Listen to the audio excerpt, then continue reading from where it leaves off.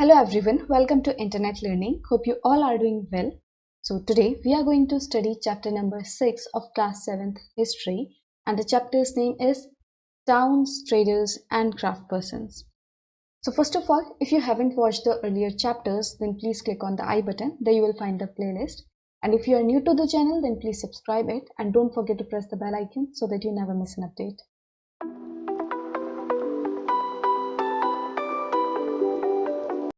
So let's start with our today's chapter, Towns, Traders and Craftspersons. तो जैसा कि आपको नाम से ही पता चल रहा है कि इस चैप्टर में हम टाउन्स के बारे में पढ़ेंगे, ट्रेडर्स एंड क्राफ्टपर्सन्स के बारे में पढ़ेंगे। अब कौन से टाउन्स, ट्रेडर्स एंड क्राफ्टपर्सन्स? अब क्योंकि हम इस बुक में मिडिवल हिस्ट्री के बारे में पढ़ रहे हैं, तो हम देखेंगे कि मिडिवल टाइम पर किस तरह के टाउन्स होते थे, किस तरह की सिटीज होती थी, किस तरह के ट्रेडर्स होते थे, वो किस किस चीज में ट्रेडिंग करते थे, और किस तरह के क्राफ्ट पर्सन होते थे, वो क्या क्या चीजें बनाते थे, क्या क्या क्राफ्ट्स बनाते थे वो लोग। तो ये सब चीजें हम पढ़ेंगे। So what would a traveller visiting a medieval town expect to find? कि मतलब अगर कोई ट्रैवलर मिडिवल टाउन मतलब मिडिवल पीरियड के किसी टाउन में जा रहा है, तो क्या क्या चीजें उसे देखने मिलेंगी? तो ये डिपेंड करता है कि वो किस तरह का टाउन है।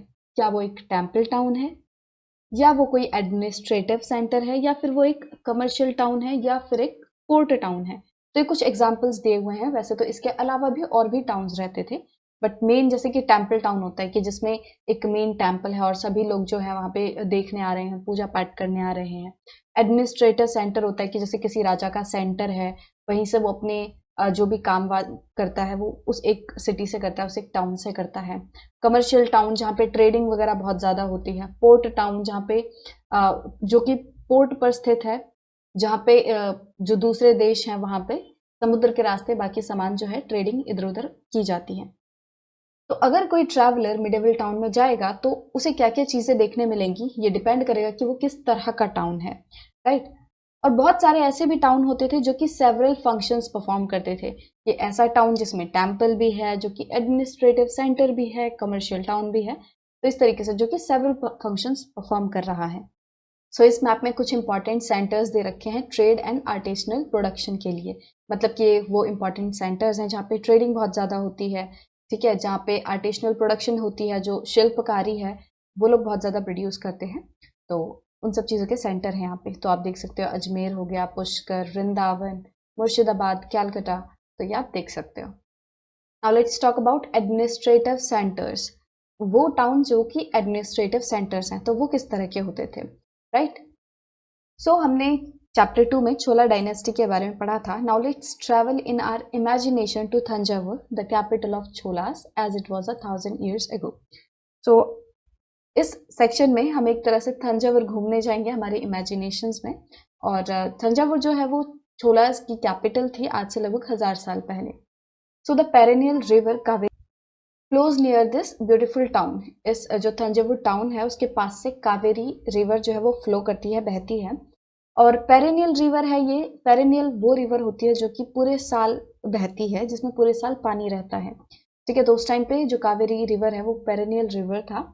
और दूसरे रिवर कौन से होते हैं? सीजनल रिवर, जो कि बारिश के मौसम में ही बहते हैं, उनमें पानी बारिश के मौसम में ही आता है, राइट। सो कावेरी जो है वो पेरेनियल रिवर है और वो थंजावुर टाउन के पास से बहती है। और थंजावुर टाउन में जो राजा राजेश्वर टेम्पल है उसकी बेल्स सुनाई देती हैं। और जो टेम्पल है ये किंग राजा छोला ने बनवाया था। इस टाउन के जो पीपल हैं, जो लोग हैं, वो जो ये थंजावुर टाउन में, क्योंकि जो टेम्पल था उसकी बहुत ही ज़्यादा तारीफ करते थे, उसके आर्किटेक्चर की बहुत ही ज़्यादा तारीफ करते थे। और ये जो टेम्पल है वो किसने बनवाया था? वो बनवाया था कुंजरा मल्लन राजा पेरुंथ चच्चन। तो इन्होंने ये टेम्पल बनाया था, ये आर्किटेक्ट थे इस टेम्पल के। और बनवाया किसने था? किंग राजा छोला ने। और हमें कैसे पता चलता है कि ये इसी आर्किटेक्ट ने बनवाया था? इनका नाम कैसे पता चलता है? क्योंकि मंदिर के वॉल्स पर इन्होंने अपना नाम कार्व कर रखा है, ठीक है। और मंदिर के अंदर एक बहुत ही बड़ा शिवलिंग है। अब टाउन में सिर्फ और सिर्फ टेम्पल ही नहीं है, इसके अलावा बहुत सारे पैलेसेस हैं, राजमहल हैं, जिनमें मंडपास और पेविलियंस बने हुए हैं। मंडपास और पेविलियन मतलब क्या है? कि ऐसा हॉल है जहाँ पे लोग इकट्ठे हो जाते हैं और जो किंग है वो लोगों को एड्रेस करता है। तो इन पेविलियंस में ही किंग जो है वो अपने कोर्ट होल्ड करता है, यहाँ पे अपना दरबार लगाता है और अपने सबॉर्डिनेट्स को ऑर्डर्स वगैरह देता है। इसके अलावा टाउन्स में बैरक्स भी हैं। बैरक्स क्या है? फॉर द आर्मी, वो जगह हैं, वो रहने वाली जगह हैं जहाँ पे आर्मी रह सकती है, मतलब आर्मी के लिए रहने के लिए जगह, ठीक है, बैरक्स। तो वो भी तंजावुर टाउन में थे। The town is bustling with markets, जो टाउन है उसके मार्केट में बहुत ही ज़्यादा हलचल है। वहाँ पे ग्रेन्स वगैरह सेल हो रहे हैं, स्पाइसेस लोग बेच रहे हैं, क्लोथ्स एंड ज्वेलरी। तो grain, spices, cloth and jewellery, इन सभी चीज़ों को वहाँ के टाउन्स में बेचा जा रहा है तंजावुर में। और टाउन की जो वाटर सप्लाई है वो वेल्स एंड टैंक्स से आती है। और जो सलैया वीवर्स हैं तंजावुर टाउन के, और पास ही में एक और टाउन है उरायूर टाउन। तो इन टाउन्स के जो सलैया वीवर्स हैं वो टेम्पल के फेस्टिवल के लिए फ्लैग बनाने में बिजी हैं। मतलब कि जिस कपड़े से वो फ्लैग बनेगा उस कपड़े को बनाने में ये जो वीवर्स हैं वो लोग बिजी हैं। सो फाइन कॉटन जो है, जो अच्छी वाली कॉटन है, वो किंग एंड नोबिलिटी के लिए है, और जो कोर्स कॉटन है जो इतनी ज़्यादा अच्छी नहीं है वो बाकी आम जनता के लिए है, उन लोगों के लिए है। और थोड़ी ही दूर स्वावी मलाई में जो स्थपतिज हैं, स्थपतिज कौन? जो स्कल्प्टर्स हैं, वो लोग exclusive bronze idols in tall ornamental bell metal lamps बना रहे हैं। मतलब कि यहाँ के जो स्कल्पचर्स हैं वो लोग क्या कर रहे हैं, वो लोग ब्रोंज के आइडल्स बना रहे हैं, ब्रोंज की मूर्तियां बना रहे हैं, और बहुत ही बड़े बड़े बेल मेटल लैम्प्स बना रहे हैं। बेल मेटल लैम्प्स में मतलब ऐसे लैम्प्स वगैरह जो उस मेटल से बने हैं जिससे कि बेल बनती है, राइट। तो ये सभी चीजें हो रही हैं यहाँ पे। तो आप देखोगे तंजावुर जो है एक तरह से एक ऐसा टाउन है जिसमें कि सारी चीजें हो रही हैं। यहाँ पे एक टेम्पल भी है, राजा राजेश्वर टेम्पल भी है, यहाँ पे ट्रेडिंग भी हो रही है। देखो मार्केट्स में कितनी सारी चीजें बेची जा रही हैं, खरीदी जा रही हैं। और ये एक क्राफ्ट सेंटर्ड भी टाउन हम कह सकते हैं, क्योंकि यहाँ पे बहुत सारे जो स्कल्पचर्स वगैरह हैं वो बनाए जा रहे हैं। सो इस सेक्शन में हमने तंजावुर टाउन के बारे में पढ़ा, जो कि जो चोलास थे उनकी कैपिटल थी। और हमने देखा कि अगर हम तंजावुर टाउन घूमने जाएंगे मिडिवल टाइम में तो क्या क्या सीन होगा, किस तरह का वो टाउन दिखेगा, right. Temple towns and pilgrimage centres. So पिछले सेक्शन में हमने एडमिनिस्ट्रेटिव सेंटर के बारे में पढ़ा था, और उसमें हमने तंजावुर जो सिटी है उसकी हमने स्टोरी पढ़ी थी। और हमने देखा था कि वहां पे टेम्पल्स भी थे, वहां पे एडमिनिस्ट्रेटिव सेंटर भी था वहां पे, क्योंकि वो चोलास की कैपिटल था, वहां पे ट्रेड वगैरह सब कुछ हो रहा था। तो एक तरह से वो मल्टीपर्पज टाउन था। बट अब इस सेक्शन में हम देखेंगे स्पेसिफिकली जो टेम्पल टाउन्स हैं, जो पिलग्रिमेज सेंटर्स हैं, वो किस तरह डेवलप होते हैं, किस तरह टेम्पल टाउन्स बनते हैं। बेसिकली हम वो इस सेक्शन में देखेंगे। So Thanjavur is also an example of temple town. Thanjavur जो टाउन है वो भी एक टेम्पल टाउन ही है। जो टेम्पल टाउन्स हैं वो एक बहुत ही इंपॉर्टेंट पैटर्न शो करते हैं अर्बनाइजेशन का। ठीक है, अर्बनाइजेशन क्या होता है? ये एक प्रोसेस है जिससे सिटीज डेवलप होती हैं। ठीक है, तो क्या होता है कि जैसे टेम्पल टाउन्स हैं, अब क्योंकि टेम्पल है उनमें, तो फिर जो अलग अलग लोग होते हैं, दूर दराज के जो लोग होते हैं वो वहां आते हैं, पूजा पाठ करने आते हैं, और धीरे धीरे उस प्लेस की सिग्निफिकेंस बढ़ने लगती है। अब आगे और देखते हैं कि किस तरह ये जो टाउन है वो डेवलप होते हैं। Temples are often central to the economy and society. जो टेम्पल्स थे उस टाइम पे वो इकोनॉमी के लिए एंड सोसाइटी के लिए एक तरह से सेंटर थे, कि मतलब सारी चीज उन टेम्पल टाउन से रिलेटेड थी, सोशली भी और इकोनॉमिकली भी। सो जो रूलर्स थे वो हमने पढ़ा था कि वो टेम्पल्स को क्यों बनवाते थे। ठीक है, एक तो था कि वो अपनी पावर दिखाना चाहते थे कि वो कितने माइटी हैं, कितनी ज्यादा पावरफुल हैं वो लोग, और वो ये दिखाना चाहते थे कि वो कितने ज्यादा डिवोटेड हैं भगवान के लिए, कि वो they demonstrate their devotion to various deities, कि जो भगवान है वो अलग अलग भगवानों के प्रति कितना ज्यादा श्रद्धा भाव रखते हैं। तो इसलिए भी वो लोग टेम्पल्स बनवाते थे। अब जब वो टेम्पल्स बनवाते थे तो उसके साथ साथ वो ग्रांट्स भी देते थे लैंड का, मतलब कि जमीन दान में देते थे मंदिर को, उसके साथ मनी देते थे, पैसा देते थे, ताकि जो इलेबोरेट रिचुअल्स हैं, जो बड़े बड़े यज्ञ वगैरह हैं, जो रीति रिवाज हैं, वो मंदिर वाले लोग कर पाए। उसके बाद जो पैसा था उसका कहाँ पे इस्तेमाल होता था? जो पिलग्रिम्स आते थे, जो तीर्थ यात्री वगैरह आते थे, उनके खाने के लिए, प्रीस्ट के खाने के लिए, और जो फेस्टिवल्स वगैरह होते थे उनको सेलिब्रेट करने के लिए भी इन पैसों का यूज होता था। और जो इधर उधर से जो तीर्थ यात्री आते थे वो लोग भी टेम्पल्स के लिए डोनेशन लाते थे, वो लोग भी टेम्पल्स में डोनेशन देते थे। तो इस तरह टेम्पल्स में बहुत ज्यादा वेल्थ हो जाती थी, पैसा इकट्ठा हो जाता था। और फिर इस वेल्थ को वो लोग क्या करते थे, they use this wealth to finance trade and banking, कि वो ट्रेड में पैसा लगा देते थे, वो बैंकिंग की तरह पैसा लगा देते थे। मतलब कि लोगों को लोन दे देना, है ना, कि इनके पास इतना ज्यादा पैसा आ गया तो बैंकिंग की फैसिलिटी लोगों को प्रोवाइड करा देना। तो इस तरीके से वो उस वेल्थ का यूज करते थे। और धीरे धीरे क्या हुआ, जैसे मैंने आपको बताया कि अब टेम्पल्स हैं तो वहां पे लोग भी घूमने आएंगे, लोग दर्शन करने आएंगे। अब जब लोग दर्शन करने आएंगे तो वो लोग पूजा की सामग्री भी लेंगे, है ना, पूजा की सामग्री लेंगे, प्रसाद भी लेंगे। तो जब वो ये सब चीजें लेंगे तो वो लेंगे किन से, दुकानदार से। तो इसलिए धीरे धीरे लोगों ने देखा कि भाई यहाँ पे तीर्थयात्री आते हैं, इनको इन चीजों की जरूरत होगी, तो सभी ने वहां पे दुकानें वगैरह भी लगाना स्टार्ट कर दिया। अब जो प्रीस्ट वगैरह हैं जो दिन रात मंदिर में रहते हैं, पूजा करते हैं, वो कहाँ जाएंगे, उन्होंने भी अपना पास ही में घर बना लिया। जो मंदिर में काम करने वाले लोग हैं, जो आर्टिशंस हैं, ट्रेडर्स हैं, तो सभी लोग मंदिर के आसपास ही बस जाते हैं, क्योंकि उनका जो काम है वो मंदिर से ही कनेक्टेड है। और धीरे धीरे क्योंकि अब यहाँ पे ट्रेड होने लग गई, लोग अलग अलग अपना सामान बेच रहे हैं, चाहे वो पूजा की सामग्री ही बेच रहे हैं, चाहे वो फल फ्रूट ही बेच रहे हैं, चाहे कुछ भी है, बट धीरे धीरे यहाँ पे इकोनॉमिक एक्टिविटी बढ़ने लगी, ट्रेडिंग जो है वो बढ़ने लग गई। और इस वजह से क्या हुआ, ये टेम्पल टाउन्स जो हैं, जो टाउन्स हैं वो ग्रो होने लग गए। अब कुछ टेम्पल टाउन्स के एग्जाम्पल देख लेते हैं, जैसे कि भिल्ला स्वामिन, जो कि भिलसा या फिर विदिशा इन मध्य प्रदेश के भिलसा या फिर विदिशा जगह में है। उसके बाद सोमनाथ जो कि गुजरात में है, सोमनाथ टेम्पल। और इसके अलावा कांचीपुरम जो कि मदुराई में है, और तिरुपति जो कि आंध्र प्रदेश में है। तो ये कुछ इंपॉर्टेंट टाउन्स थे जिनमें कि टेम्पल्स की वजह से ये टेम्पल टाउन बन गए, है ना, और बहुत ही जल्दी ग्रो भी हो गए। अब जो पिलग्रिमेज सेंटर्स होते हैं वो भी धीरे धीरे टाउनशिप में डेवलप हो जाते हैं।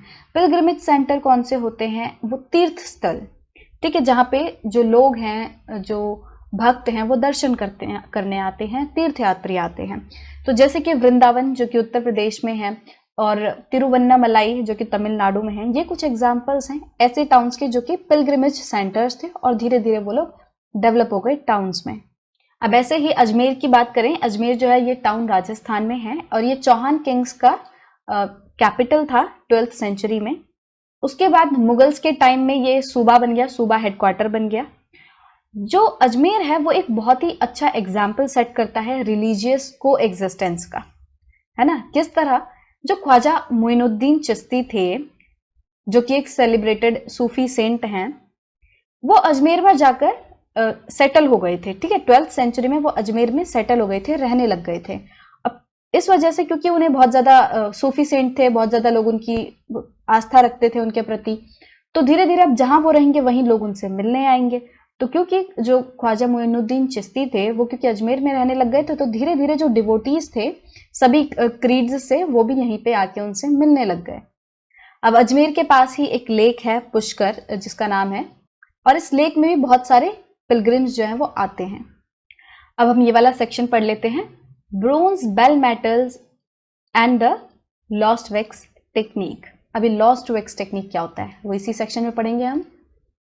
ब्रोंज क्या होता है, ये एक अलॉय है जो कि कॉपर एंड टिन से मिलकर बनता है, ठीक है, कॉपर और टिन को मिलाकर बनाते हैं इसको, ब्रोंज को। बट जो बेल मेटल होता है उसमें ग्रेटर प्रोपोर्शन ऑफ टिन होता है, ठीक है, मतलब कि जो ब्रोंज है वो भी कॉपर एंड टिन मिलकर बनता है, जो बेल मेटल है वो भी कॉपर एंड टिन मिलकर बनता है। बट डिफरेंस क्या है कि इसमें टिन की जो प्रोपोर्शन है वो ज्यादा है, और ये जो मेटल है इसी से क्या आती है, बेल लाइक साउंड आती है। अब छोला परेड में छोला ब्रोंज स्टैचूज बनते थे यूजिंग लॉस्ट वैक्स टेक्निक, ठीक है। लॉस्ट वैक्स टेक्निक क्या होता है कि सबसे पहले एक इमेज बनाई जाती है वैक्स की मदद से, जो मोम होता है, जो वैक्स होता है, उसकी हेल्प से इमेज बनाई जाती है, मूर्ति बनाई जाती है। फिर उस मूर्ति को क्या कर दिया जाता है, क्ले के साथ कवर कर दिया जाता है, और उसके बाद उस क्ले को सुखा दिया जाता है। मतलब वो क्या है, अंदर मोम की मूर्ति, और मोम की मूर्ति के ऊपर क्ले से कवर किया गया है, और उसके बाद उसको सुखाने के लिए रख दिया गया है। फिर क्या होता है, उसको हीट किया जाता है, उसको गर्म किया जाता है पूरे स्ट्रक्चर को, और नीचे जो क्ले का जो कवरिंग है उसमें एक होल कर दिया जाता है। A tiny whole was made in the clay cover, जो क्ले कवर है उसमें टाइनी होल कर दिया जाता है। अब क्योंकि क्ले जो है वो वैक्स के ऊपर लगाई गई थी, तो और उसको गर्म कर दिया गया था। अब हमें पता है जो वैक्स है वो गर्म करने से एकदम पिघल जाता है, तो जब क्ले में होल किया तो जो भी मॉल्टन वैक्स था वो नीचे से उस छेद में से निकल जाता है। उसके बाद अब अंदर का जो पूरा स्ट्रक्चर है वो हॉलो हो गया, क्ले का जो स्ट्रक्चर है वो हॉलो हो गया ना। अब उसमें मॉल्टन मेटल जो है उसको डाला जाता था उसी होल से जिससे कि वैक्स को निकाला गया था। ठीक है, जो लिक्विड मेटल होता है ना, कि जब क्या होता है मेटल को बहुत ज्यादा हम गर्म कर देते हैं तो वो लिक्विड फॉर्म ले लेता है, तो वही लिक्विड जो मॉल्टन मेटल है उसको उस पूरे स्ट्रक्चर में जो कि क्ले का बना हुआ है क्ले माउल्ड में डालते हैं और उसके बाद उसको ठंडा होने के लिए रख देते हैं।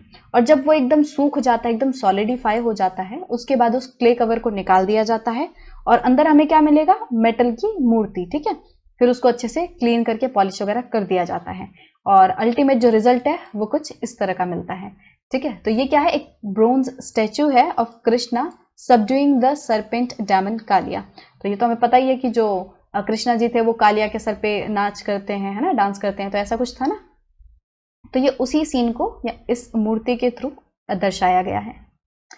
सो इस सेक्शन में हमने देखा कि किस तरह एक टेम्पल टाउन बनता है, कि एक टेम्पल की वजह से किस तरह कोई जो प्लेस है वो टाउन में बदल जाता है, किस तरह वहां पे अर्बनाइजेशन आती है। तो वो कैसे होता है, क्योंकि टेम्पल से रिलेटेड बहुत सारी एक्टिविटीज होती हैं, है ना। वहां पे लोग सामान वगैरह बेचेंगे, लोग जैसे नहीं आप वैष्णो देवी वगैरह जाते हो तो वहां से कुछ मूर्ति वगैरह भी लाते हो कि भाई हम निशानी ले जा रहे हैं, तो कोई भी अगर घूमने आएगा तो कुछ ये सब चीजें भी ले जाएगा और पूजा के लिए जो सामग्री है वो सब लगेगी। तो क्योंकि ये सब चीजें लगेंगी तो सभी लोगों ने, क्योंकि पता है यहाँ पे लोग आएंगे तो हमारी दुकानें चल जाएंगी, तो इसीलिए सभी लोगों ने अपनी दुकानें वगैरह लगा ली, प्रीस्ट ने अपने घर वहीं पे बसा लिए, तो इसी तरह सभी लोगों ने वहीं पे सेटल होने लग गए और ट्रेडिंग बढ़ने लगी, इकोनॉमिक एक्टिविटी बढ़ने लग गई, जिस वजह से जो पूरा टाउन है वो बन गया, धीरे धीरे डेवलपमेंट हुई, right. A network of small towns. So इस सेक्शन में हम देखेंगे कि जो स्मॉल टाउन्स थे, विलेजेस थे, वो एक दूसरे से किस तरह कनेक्टेड थे। सो 8th सेंचुरी के बाद धीरे धीरे क्या हुआ, स्मॉल टाउन्स इमर्ज होने लग गए। और हो सकता है जो स्मॉल टाउन्स हैं वो कैसे बने हों, जो लार्ज विलेजेस थी उनसे ये स्मॉल टाउन बने हों, कि धीरे धीरे जो विलेजेस थी, जो बड़ी बड़ी विलेजेस थी वो डेवलप हुई और वो लोग स्मॉल टाउन बन गए। अब इन टाउन्स में मंडपिका होता था। मंडपिका क्या है, जिसे आज हम मंडी कहते हैं। ठीक है, सो मंडी जहाँ पे सब लोग सामान वगैरह खरीदते हैं, बेचते हैं, तो इन मंडियों में, इन मंडपिका में जो आसपास के विलेजर्स हैं वो भी अपना अपना प्रोड्यूस लाते थे यहाँ पे बेचने के लिए। इसके अलावा इन टाउन्स में मार्केट स्ट्रीट्स भी थी जिन्हें कि हट्टा कहा जाता है, जहाँ पे जो शॉप्स थी वो पूरी लाइनों में लगी रहती थी। और इसके साथ साथ अलग अलग आर्टिशंस के लिए अलग अलग स्ट्रीट भी थी, कि जैसे आप इस गली में, एक गली में जाओगे तो आपको सिर्फ और सिर्फ पॉटर्स मिलेंगे, कि यहाँ पे सिर्फ पॉटर्स की दुकानें होंगी। एक गली में सिर्फ और सिर्फ ऑयल प्रेशर्स होंगे, एक जगह पर एक गली में सिर्फ और सिर्फ शुगर मेकर्स होंगे। तो कुछ इस तरीके से अलग अलग आर्टिशंस के लिए अलग अलग स्ट्रीट्स थी। अब कुछ जो ट्रेडर्स थे वो तो टाउन्स में ही रहते थे, बट कुछ ट्रेडर्स ऐसे थे जो कि टाउन टू टाउन ट्रेवल करते रहते थे, कि पहले अपना सामान एक टाउन में बेच दिया, फिर दूसरे टाउन में जाकर बेच के आ गए, फिर तीसरे टाउन में, तो इस तरह वो टाउन टू टाउन ट्रेवल करते रहते थे। Many came from far and near to these towns to buy local articles and sell products of distant places like horses, salt, camphor, saffron, etc.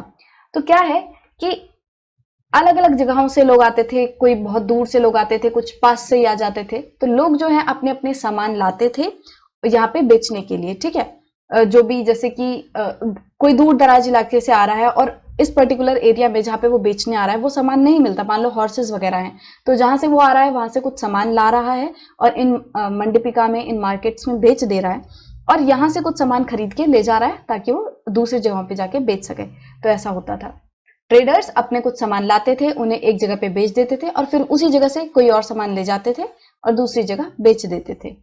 तो आप ये पिक्चर देख सकते हो, सिटी मार्केट के कुछ इस तरीके का माहौल होता था उस टाइम पे।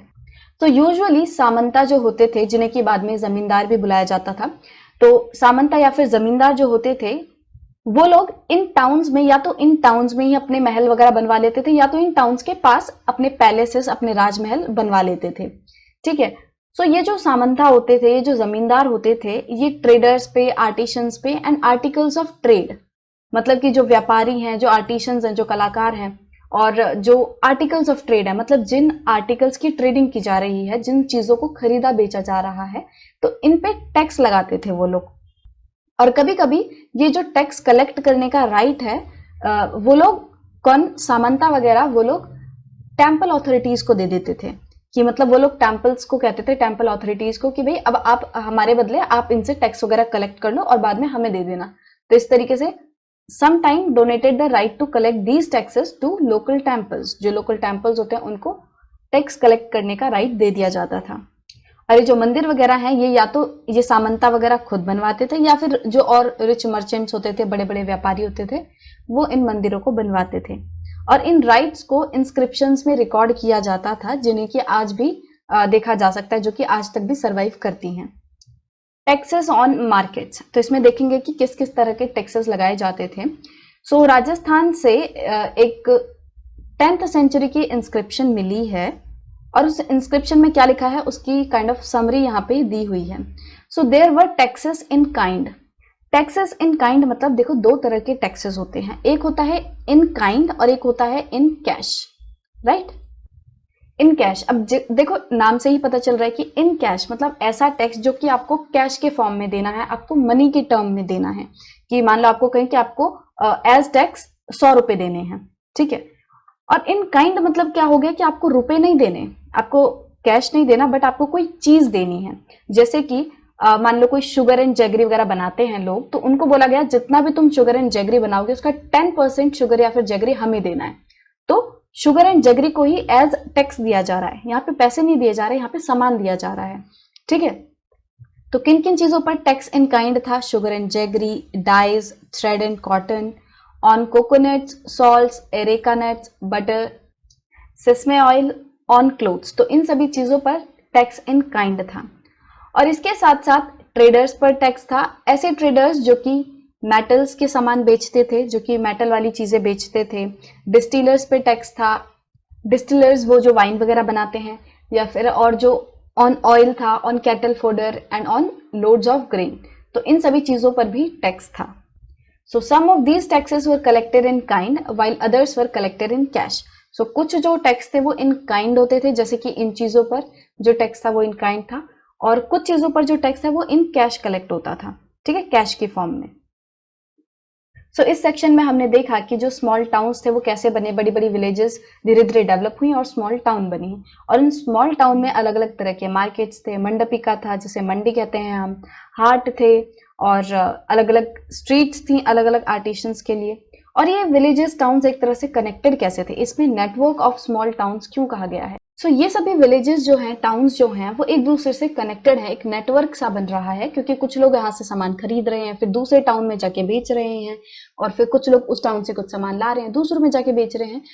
कि यहाँ से किसी ने सामान खरीदा, दूसरे विलेज में जाके बेच दिया, दूसरे टाउन में, फिर यहाँ से किसी ने सामान खरीदा, इसमें आके बेच दिया, इससे खरीदा, तीसरे में जाके बेच दिया। तो पूरा नेटवर्क बन रहा है, ठीक है। इसीलिए इस टॉपिक का नाम क्या है? Network of small towns.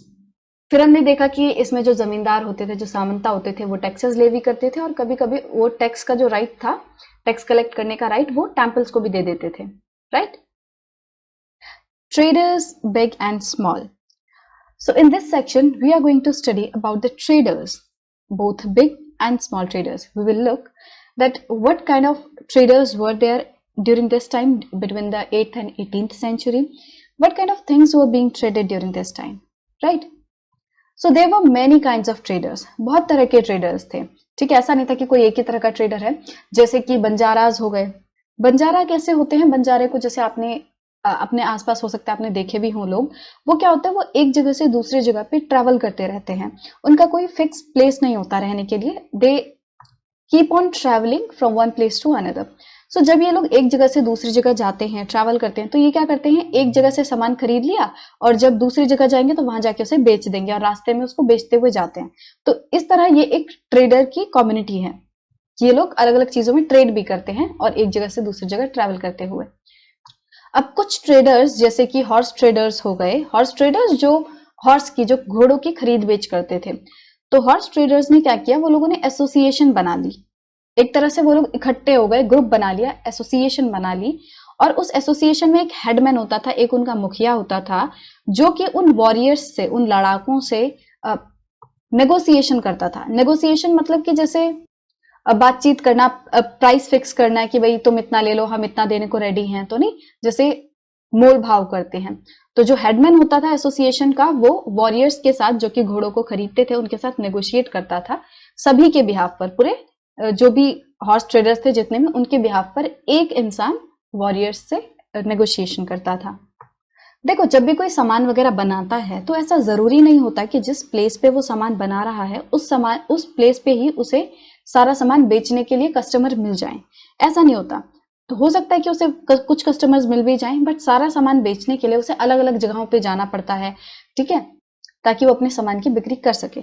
तो जब ट्रेडर्स को अलग अलग जगह पे ट्रैवल करना पड़ता था तो वो अलग अलग किंगडम्स से होकर गुजरते थे, अलग अलग जंगलों से होकर गुजरते थे।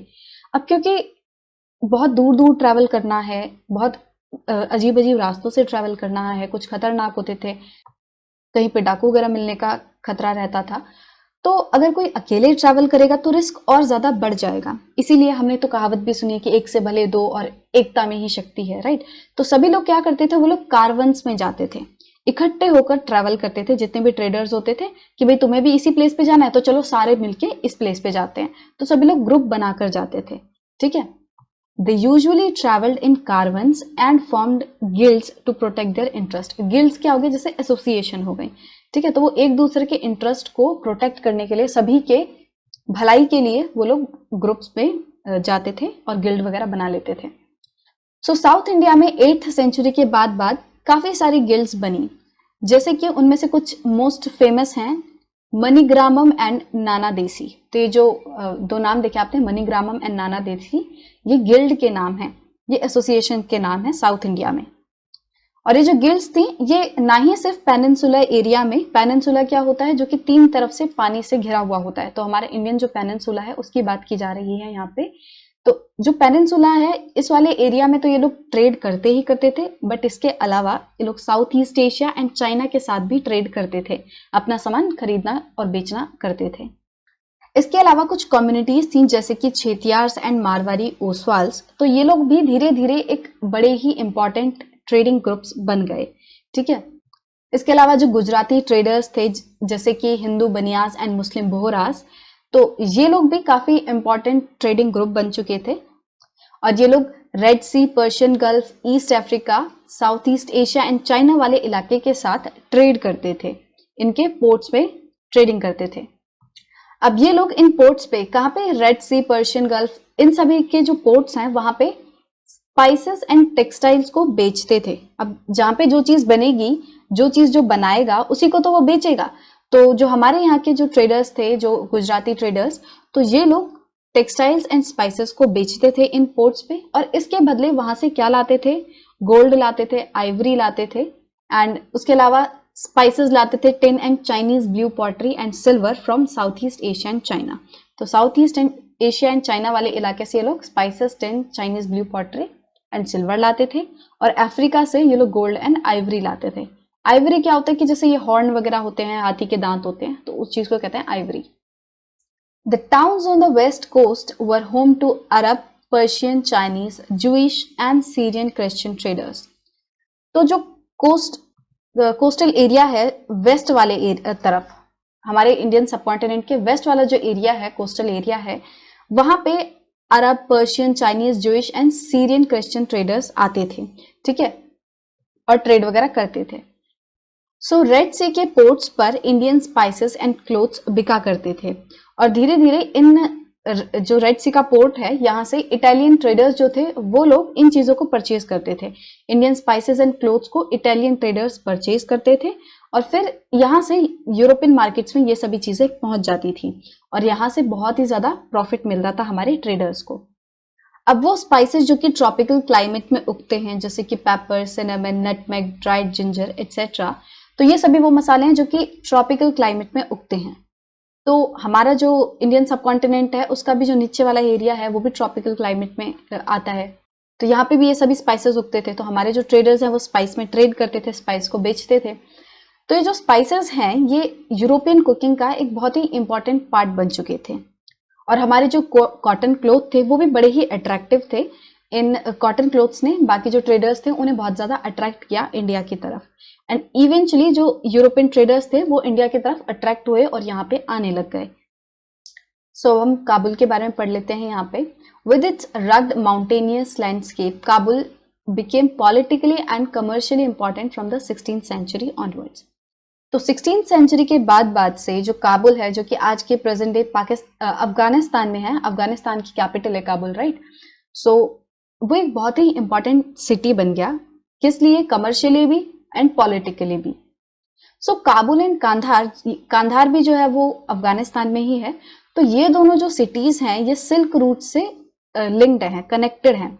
अब सिल्क रूट वो नहीं होता कि जो कि सिल्क से बना होता है ये सिल्क रूट वो रूट है जिसके थ्रू जो सिल्क ट्रेडर्स थे वो अपना सामान लेकर जाते थे और दूसरे जगहों पे बेचते थे, तो इसलिए उस रूट को क्या कहा जाता है? सिल्क रूट, जिससे सिल्क रूट जाते थे, सिल्क ट्रेडर्स जाते थे जिस रूट से। सो इसी रूट से जो हॉर्सेस की ट्रेडिंग थी, मतलब घोड़ों को खरीदना बेचना जो होता था वो भी इसी रूट के थ्रू होता था।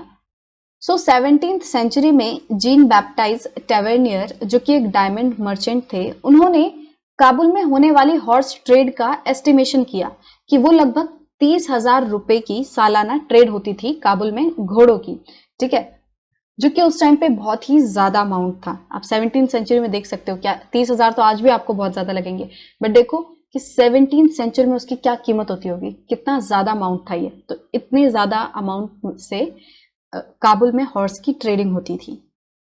एंड जो कैमल्स थे वो dried fruits, dates, carpets, silk and even fresh fruits जो थे उनको कैरी करके लाते थे। ये सभी चीजें जो ऊंट होते थे उनकी पीठों पर लाद कर हमारे सब कॉन्टिनेंट में लाई जाती थी। इसके अलावा काबुल में स्लेव्स की भी ट्रेडिंग होती थी, उनको भी यहाँ पे बेचने के लिए लाया जाता था। स्लेव्स क्या होते हैं? बंधुआ होते हैं, वो इंसान होते हैं जिन्हें कि लोग खरीदते हैं और उनको खरीद के ले जाते हैं अपने साथ, और उसके बाद इस तरह ट्रीट करते हैं कि जैसे जो भी मालिक चाहेगा वो उनको स्लेव्स को करना होगा, ठीक है। तो स्लेव्स जो है एक बहुत ही गंदी प्रैक्टिस है, यह बैन हो चुकी है। तो उस टाइम पे ये काम चलता था कि लोग इंसानों को ही खरीदते थे और उनको अपने काम के लिए यूज करते थे, उनसे जो मर्जी काम करवाते थे। तो काबुल में स्लेव्स की भी ट्रेडिंग होती थी। सो इस सेक्शन में हमने अलग अलग ट्रेडर्स के बारे में देखा कि किस किस चीजों की ट्रेडिंग होती है। हमने देखा कि बंजारास जो थे वो एक इंपॉर्टेंट ट्रेडिंग ग्रुप था। इसके अलावा अलग अलग जो ट्रेडर्स थे, जैसे कि हॉर्स का एग्जांपल देखा, हॉर्स ट्रेडर्स का एग्जांपल देखा हमने, जिन्होंने एसोसिएशंस बना ली थी ताकि सभी के बिहाफ पर कोई एक इंसान लोगों से नेगोशिएशन कर पाए, बातचीत कर पाए, ठीक है। इसके अलावा हमने देखा था साउथ इंडिया में भी बहुत सारी गिल्ड्स बना ली थी। उनमें से कुछ इंपॉर्टेंट हमने देखी, मनीग्रामम एंड नाना देसाई, जो कि अलग अलग जगह पे पेनिनसुला के साथ साथ south East Asia and China में भी ट्रेड करती थी। फिर हमने देखा कि अलग अलग कम्युनिटीज जो थी, जैसे कि चेतियार्स एंड मारवाड़ी ओसवाल जो हो गए, ये भी धीरे धीरे करके एक इंपॉर्टेंट ट्रेडिंग कम्युनिटीज के रूप में इमर्ज हो रही थी।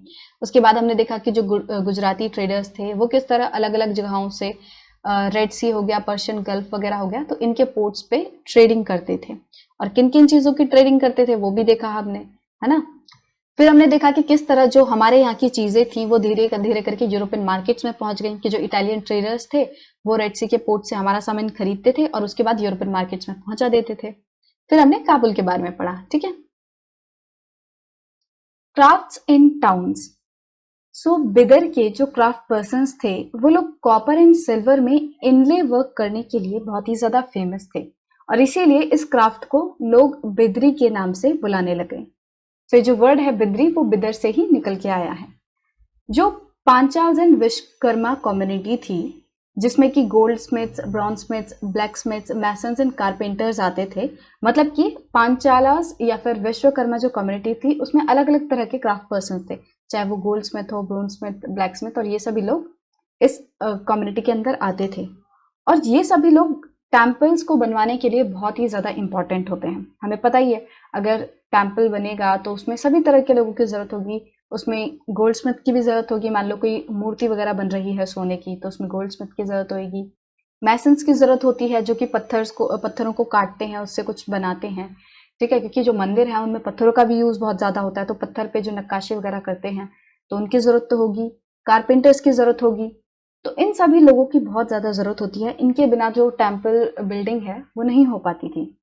इसके अलावा सिर्फ टेम्पल्स ही बनाने में ये लोग इंपॉर्टेंट रोल नहीं प्ले करते थे, ये लोग पैलेसेस जो बनाते थे, big buildings, tanks and reservoirs, so इन सभी को बनाने में इन लोगों का, जो पांचालास और विश्वकर्मा कम्युनिटी है, उनका एक बहुत ही महत्वपूर्ण रोल होता था।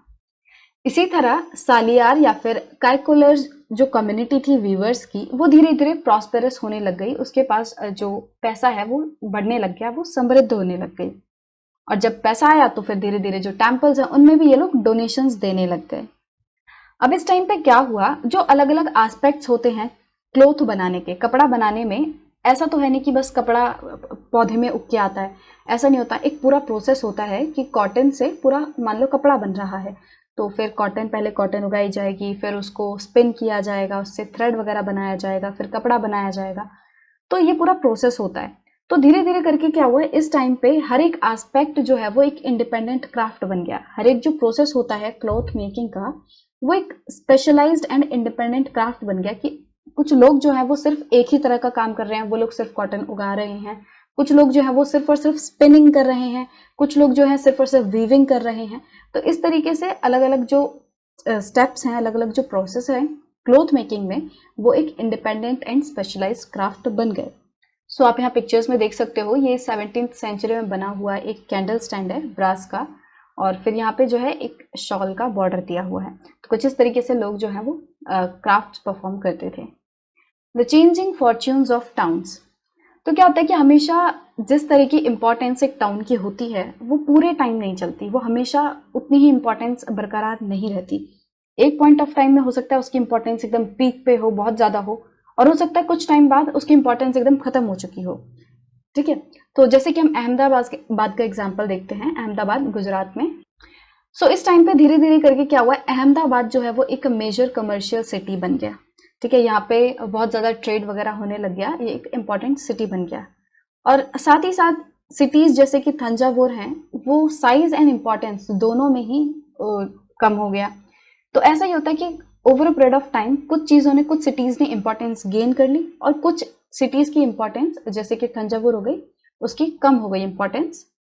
ऐसे ही मुर्शिदाबाद जो कि वेस्ट बंगाल में था, तो ये भी एक इम्पॉर्टेंट सिटी बना, क्योंकि यहाँ पे जो सिल्क है उसके कपड़े बनाए जाते थे। ठीक है, और ये भागीरथी जो नदी है उसके किनारे पर था। तो कुछ कारणों की वजह से ये जो सिटी है एक इम्पॉर्टेंट सिटी बन गया, और बाद में 1704 में ये वेस्ट बंगाल की कैपिटल भी बन गई। बंगाल की कैपिटल, एक्चुअली उस टाइम पे वेस्ट बंगाल नहीं था, उस टाइम पे सिर्फ और सिर्फ बंगाल था। ठीक है, तो बंगाल की एक कैपिटल बन गई। बट धीरे धीरे इसकी भी इंपॉर्टेंस कम हो गई। क्यों? क्योंकि इंग्लैंड से जो मिल मेड कपड़े आते थे वो बहुत ही ज़्यादा चीप होते थे, वो बहुत ही ज़्यादा सस्ते होते थे। तो इन इंग्लैंड से बने हुए मिल मेड क्लोथ से इनको बहुत ही ज़्यादा कंपटीशन देखने मिला, इन्हें एकदम कड़ी टक्कर का मुकाबला दिया, और जिस वजह से मुर्शिदाबाद के जो लोग थे उन्हें एक कंपटीशन फेस करना पड़ा, और धीरे धीरे उनका जो काम है सिल्क का वो कम होता गया, और इसीलिए पूरी जो सिटी थी उसकी भी इंपॉर्टेंस कम हो गई। सो इस सेक्शन में हमने देखा कि किस तरह इस पीरियड में 8th सेंचुरी से लेकर 18th सेंचुरी का जो पीरियड है, इसमें जो क्राफ्ट पर्सन्स थे उनकी क्या इंपॉर्टेंस थी, किस तरह जो अलग अलग कम्युनिटीज़ थी उनकी इंपॉर्टेंस बढ़ी, और जो goldsmith, bronzesmiths and blacksmiths, mason and carpenters थे, इनकी कितनी ज़्यादा इंपॉर्टेंस थी कि कोई भी बिल्डिंग हो गया, टेम्पल हो गया, टैंक्स रिजर्वर्स हो गए, वो इन लोगों के बिना तो बन ही नहीं सकते थे। ठीक है, और जैसे जैसे किसी की इंपॉर्टेंस बढ़ती है वो धीरे धीरे वेल्दियर होता जाता है, प्रॉस्पेरस होता जाता है। ऐसे ही हमने सलियार या फिर काइकोलर्स जो वीवर्स थे उनकी स्टोरी देखी कि वो भी धीरे धीरे एक प्रॉस्पेरस कम्युनिटी की तरह इमर्ज हुई। फिर हमने देखा कि जो टाउन्स है किस तरह उनकी इंपॉर्टेंस घटती बढ़ती रहती है। इसमें हमने अहमदाबाद, मुर्शिदाबाद एंड थंजावुर के बारे में पढ़ा कि किस तरह इनकी इंपॉर्टेंस बढ़ी और ओवर द पीरियड फिर वो घट भी गई। Right, a closer look, Hampi, Machilipatnam and Surat. So इन तीनों सिटीज के बारे में जो सेक्शंस दिए हुए हैं उन्हें मैं अलग अलग वीडियोस में कवर करूंगी। सो इस वीडियो में हम पढ़ने वाले हैं the architectural splendour of Hampi. So Hampi जो है वो कृष्णा तुंगभद्रा बेसिन में लोकेटेड है, वहां पे स्थित है, और विजयनगर एम्पायर जो कि 1336 में स्थापित हुआ था, उस एम्पायर का हम्पी जो है एक न्यूक्लियस था। न्यूक्लियस मतलब एकदम सेंटर था। जो रूइंस हमें मिलते हैं, जो कि रिमेन्स हमें हम्पी से मिलते हैं आज की डेट में, उससे हमें पता चलता है कि हम्पी एक वेल फोर्टिफाइड सिटी थी। ऐसी सिटी थी जिसके चारों तरफ फोर्टिफिकेशन हो रखी थी, बड़ी बड़ी दीवारें बनी हुई थी। और इन दीवारों को बनाने के लिए कोई भी मोर्टार या फिर सीमेंटिंग एजेंट यूज नहीं किया गया था। इसमें कोई भी सीमेंट वगैरह का यूज नहीं किया गया था दीवारों को बनाने के लिए, बल्कि इन्हें एक इंटरलॉकिंग टेक्निक से बनाया गया था। मतलब कि इनकी जो ईंटें थी उनको इस तरह आपस में इंटरलॉक करके बनाया गया था, दीवारें खड़ी की गई थी ताकि ये दीवारें जो है इतनी जल्दी गिर ना जाएं। ठीक है, सो इंटरलॉकिंग पैटर्न से इन दीवारों को बनाया गया था। ये जो ईंटें हैं एक दूसरे में इंटरलॉक हो जाएं, आपस में फंस जाएं, राइट। तो इस वजह से जो दीवार है वो अभी तक भी खड़ी हैं, आप देख सकते हो पिक्चर्स में। सो जो आर्किटेक्चर था हम्पी में वो बहुत ही डिस्टिंक्टिव था, अलग सा था। सो रॉयल कॉम्प्लेक्स में जो बिल्डिंग्स थी वहां पे बड़ी बड़ी स्प्लेंडेड आर्चेस थी, डोम्स थे एंड पिलर्ड हॉल्स थे एंड नीशेस थी for holding the sculpture. Niches क्या होता है, जैसे कि ऐसे दीवार वगैरह में एक ऐसा एरिया बना दिया जाता है ना अंदर की तरफ हॉलो सा करके, जहाँ पे यहाँ पे मूर्तियां खड़ी करी जा सके। ठीक है, कुछ इस तरीके से कि पूरी दीवार है ये और इसमें एक ऐसा एरिया बना दिया है, थोड़ा सा डिप्रेशन कर दिया है ताकि यहाँ पे मूर्तियों को रखा जा सके।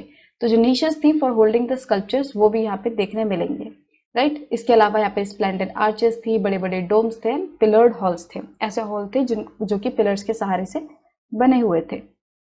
इसके अलावा यहाँ पे वेल प्लान्ड ऑर्चार्ड्स थे, प्लेजर गार्डन्स थे, ऐसे गार्डन्स जहाँ पे लोग शांति के लिए घूमने फिरने जा सकते हैं, विद स्कल्पचरल मोटिव्स। मोटिव्स क्या होता है कि किसी पे कोई चीज की पिक्चर वगैरह बना देना, इमेज बना देना, डिजाइन बना देना, तो वो सब यहाँ पे बने हुए थे। In its heyday in the 15th and 16th century, Hampi bustled with commercial and cultural activities.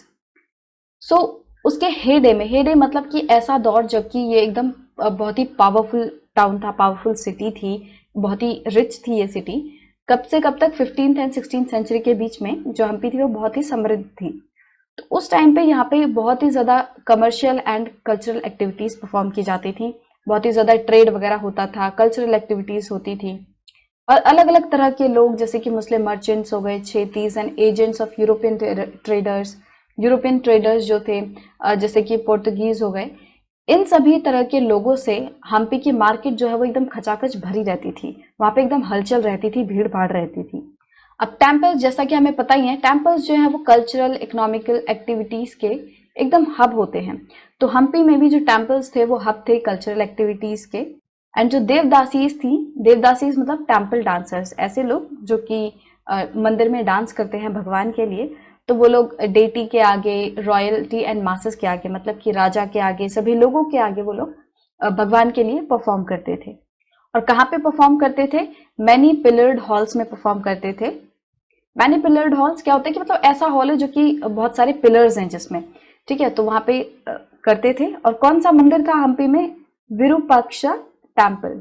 Virupaksha जो है एक फॉर्म ऑफ शिव है, शिव भगवान का ही एक रूप है, तो उन्हीं का एक टेम्पल बना हुआ है, तो उसी में ये सभी चीजें होती थी। उसी में जो देवदासीज थे वो डांस करते थे भगवान के लिए, राजा के लिए, लोगों के लिए।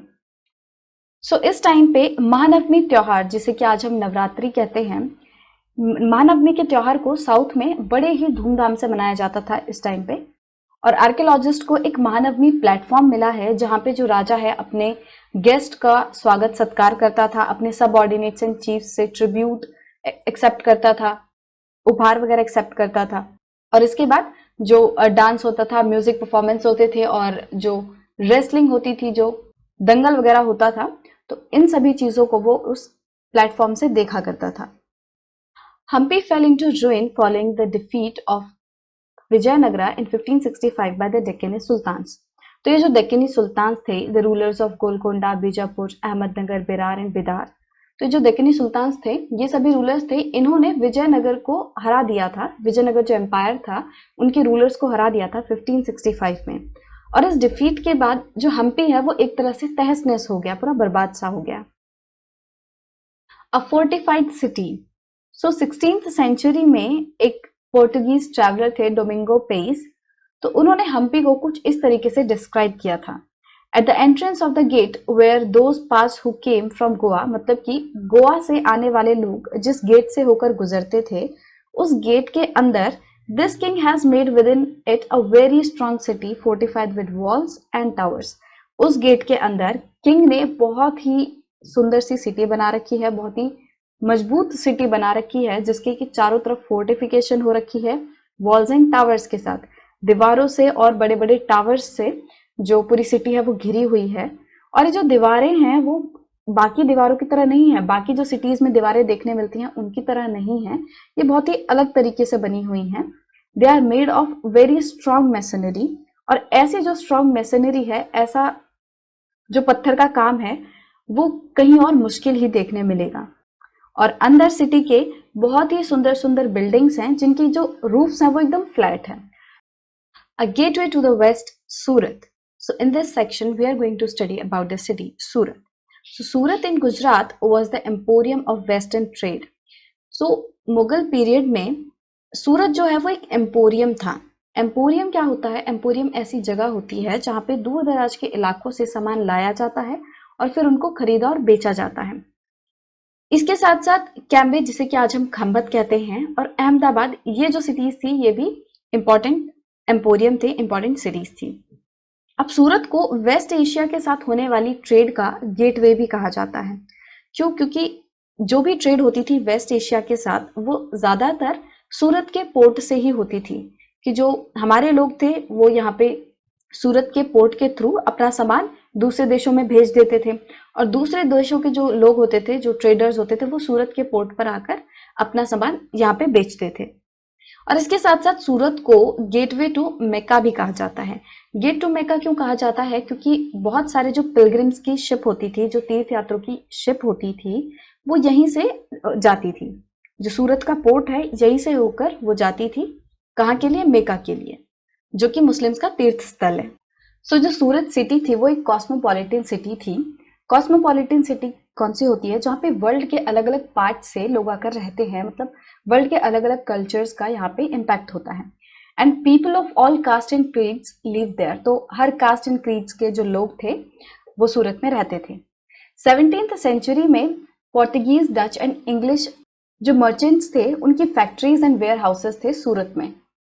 सो एक इंग्लिश क्रोनिकलर थे ओविंगटन, उन्होंने बताया था, एक अकाउंट दिया था, तो उसमें उन्होंने क्या बताया कि सूरत के पोर्ट पर किसी भी टाइम देख लो लगभग 100 शिप्स तो आपको देखने मिलेंगे ही मिलेंगे, जो कि अलग अलग देशों की थी। ठीक है, तो इतनी ज्यादा भीड़ वहां पे रहती थी, इतना ज्यादा जो ट्रेडिंग था वो उस टाइम पे सूरत के पोर्ट पर होता था। सूरत में कॉटन टेक्सटाइल की रिटेल एंड होलसेल शॉप्स भी थी। अब जो सूरत की टेक्सटाइल थी वो उसके गोल्डन लेस बॉर्डर, जिसे कि जारी भी कहा जाता है, उसके लिए बहुत ही ज्यादा फेमस थी। और इसकी जो टेक्सटाइल है गोल्ड लेस बॉर्डर की जारी वर्क वाली जो टेक्सटाइल है, उसकी डिमांड थी West Asia, Africa and Europe वाले इलाकों में।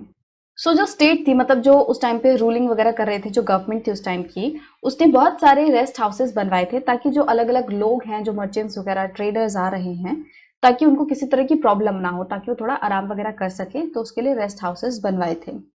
और सूरत में बहुत ही मैग्निफिसेंट सी बिल्डिंग थी, बहुत ही बड़ी बड़ी सुंदर सुंदर बिल्डिंग थी, और बहुत सारे प्लेजर पार्क्स भी थे।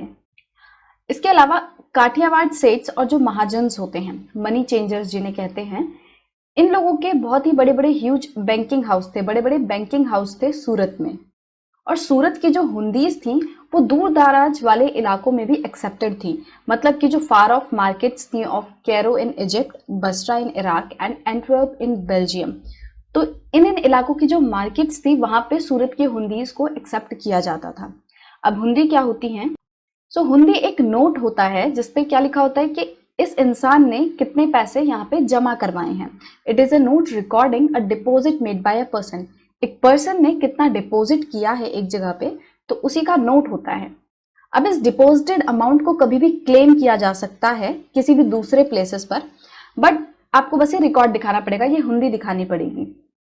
मतलब कि मान लो मैंने आपको एक हुंडी दी जिसपे लिखा, आपने मेरे पास 1000 रुपए डिपॉजिट किया, और मैंने आपको एक नोट दे दिया लिखकर कि आपका नाम जो भी है XYZ, उसने मुझे 1000 रुपए दिए हैं, मेरे पास इसके 1000 रुपए डिपॉजिटेड हैं। अब आप इस नोट को ले जाकर किसी और के पास चले जाओगे, मान लो मेरा फ्रेंड रहता है कहीं और पे, तो मेरे फ्रेंड के पास जाके आप कह दोगे कि मेरे पास ये रिसीट है, मैंने अपने पैसे यहाँ पे जमा करवाए थे, मैम के पास जमा करवाए थे, आप मुझे इसके बदले कैश दे दो। तो उस रिकॉर्ड के बेसिस पर, उस नोट के बेसिस पर वो आपको आपका मनी दे देगा। तो इस तरीके से जो सूरत की हुंडीज थी वो दूर दूर वाले इलाकों में, इजिप्ट, इराक एंड बेल्जियम में भी एक्सेप्टेड थी। बट 17th सेंचुरी के एंड तक धीरे धीरे सूरत जो है उसकी इंपॉर्टेंस डिक्लाइन होने लग गई। तो इसके बहुत सारे कारण थे। एक जो कारण था the loss of markets and productivity because of the decline of Mughal empire, क्योंकि इस टाइम तक जो मुगल एम्पायर था वो भी डिक्लाइन होने लगा था, जिसकी वजह से इनके मार्केट्स कम हो गए थे, जो कस्टमर डिमांड करते थे वो कम हो गए थे और प्रोडक्टिविटी भी कम हो गई थी सूरत में। इसके अलावा जो पोर्तुगीज थे उनका सी रूट पे कंट्रोल था।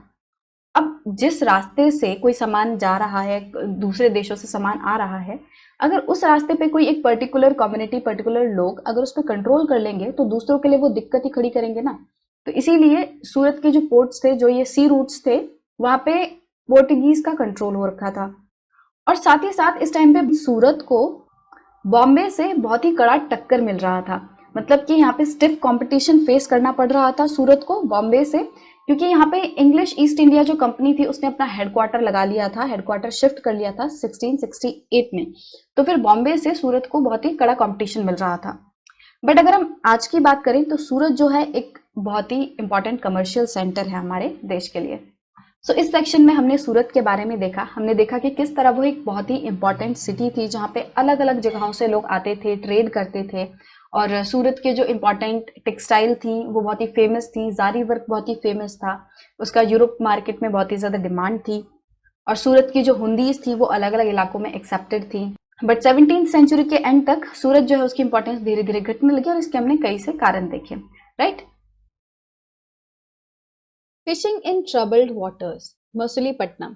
तो इस सेक्शन में हम मछलीपट्टनम के बारे में देखेंगे। पिछले सेक्शन में हमने सूरत के बारे में देख चुका है। तो जो टाउन था मछलीपट्टनम, या फिर जिसे मछलीपट्टनम भी कहा जा सकता है, तो ये जो टाउन है वो कृष्णा रिवर के डेल्टा पर स्थित है। तो मछलीपट्टनम या फिर मछलीपट्टनम का मतलब क्या होता है? फिश पोर्ट टाउन, ऐसा टाउन जहाँ पे फिशिंग वगैरह होती है, राइट। तो 17th सेंचुरी में जो मछलीपट्टनम है ये एक सेंटर था इंटेंस एक्टिविटी का। मतलब कि यहाँ बहुत ज्यादा एक्टिविटीज वगैरह परफॉर्म की जाती थी, यहाँ एकदम ट्रेडिंग वगैरह ये सब हलचल बनी रहती थी। और दोनों ही ईस्ट इंडिया कंपनीज ने, Dutch and English East India company ने मछलीपट्टनम पर कंट्रोल करने की बहुत कोशिश की। क्यों? क्योंकि एक बहुत ही इंपॉर्टेंट पोर्ट था ये आंध्रा कोस्ट पे। तो जो आंध्रा कोस्ट है वहां का एक बहुत ही इंपॉर्टेंट पोर्ट था। और हमें पता है कि जो पोर्ट होते हैं वो बहुत ही ज्यादा इंपॉर्टेंट होते हैं, क्योंकि पोर्ट से हम दूसरे देशों में आराम से सामान भेज सकते हैं, दूसरे देशों का सामान आराम से रिसीव कर सकते हैं। तो जो ट्रेडिंग है वो काफी ज्यादा आसान हो जाती है सी के थ्रू।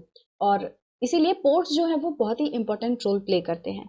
और इसीलिए जो भी टाउन्स वगैरह जहाँ पे पोर्ट होता था उनको कंट्रोल करने की सभी लोग कोशिश करते थे। और जो फोर्ट है मसूलीपट्टनम में वो जो है वो डचेस ने बिल्ड करवाया था। अ पुअर फिशर टाउन, तो इसमें मसूलीपट्टनम के बारे में ही बताया गया है कि जो इंग्लिश ईस्ट इंडिया कंपनी के फैक्टर थे विलियम मैथवर्ड, तो उन्होंने एक डिस्क्रिप्शन दिया है मसूलीपट्टनम का।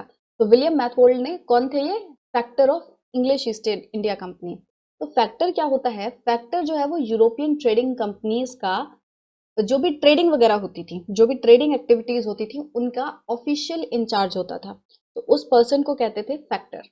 यूरोपियन ट्रेडिंग कंपनीज के ट्रेडिंग एक्टिविटीज के ऑफिशियल इंचार्ज को क्या कहा जाता है? फैक्टर। तो उन्होंने ही एक डिस्क्रिप्शन दिया हुआ है तब 1620 में। This is the chief port of Golconda. तो जो गोलकोंडा था उसके चीफ पोर्ट है, मेन पोर्ट था ये, right. Where the right worshipful East India Company have their agent. तो यहाँ पे क्या लिखा है उन्होंने? राइट वर्शिपफुल, मतलब एक तरह से परम पूज्य जो ईस्ट इंडिया कंपनी है वो अपने एजेंट रखती थी। तो जो ईस्ट इंडिया कंपनी है वो इस पोर्ट पर अपने एजेंट वगैरह रखती थी। It is a small town but populace. वैसे तो ये एक छोटा शहर है बट बहुत ही ज्यादा आबादी वाला है, यहाँ पे लोग बहुत ज्यादा रहते हैं। अनवॉल्ड, अनवॉल्ड मतलब कि ये बड़ी बड़ी दीवारों से इसको फोर्टिफाई नहीं कर रखा, ये बड़ी बड़ी दीवारों से घिरा नहीं हुआ है। Ill built and worse situated. Ill built मतलब कि इसमें बोला गया है कि जो बिल्डिंग्स वगैरह यहाँ पे जो बनी हुई हैं, जो इंफ्रास्ट्रक्चर डेवलपमेंट है वो इतना अच्छा नहीं है यहाँ। और वर्स सिचुएटेड क्यों लिखा हुआ है? ये कह रहे हैं कि ये जो जिस जगह पे ये सिचुएटेड है वो बड़ी ही खराब सी जगह है, तो ये सही जगह पे सिचुएटेड नहीं है।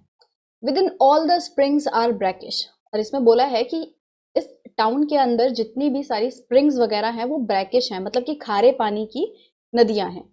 और पहले पहले तो एक पुअर फिशर टाउन था, ऐसा टाउन था कि जहाँ पे मतलब फिशिंग वगैरह होती थी, यहाँ पे गरीब मछुआरे रहते थे। तो इतना ज्यादा वेल्दी टाउन नहीं था, बट धीरे धीरे जैसे कि जब रोड वगैरह आने लग गए, रोड यहाँ पे क्या बोला गया है, एक ऐसा प्लेस जहाँ पे शिप्स को एंकर किया जा सके। होता है ना कि जब किनारे पे आ जाते हैं तो अपनी बोट को लोग इस तरह से बांध देते हैं, एंकर कर देते हैं ताकि वो पानी में बह ना जाए। तो roads afterwards the convenience of the road, a place where ships can be anchored. तो क्योंकि यहाँ पे रोड वगैरह की फैसिलिटी मिल गई थी इन्हें, जहाँ पे ये अपनी शिप्स को अच्छे से एंकर कर पाए, तो इस वजह से यहाँ पे जो लोग हैं, मर्चेंट्स वगैरह हैं, वो और ज्यादा आना शुरू हो गए। So afterwards, the convenience of the road made it a residence for merchants, and so continuous since our and the Dutch nation frequented this coast.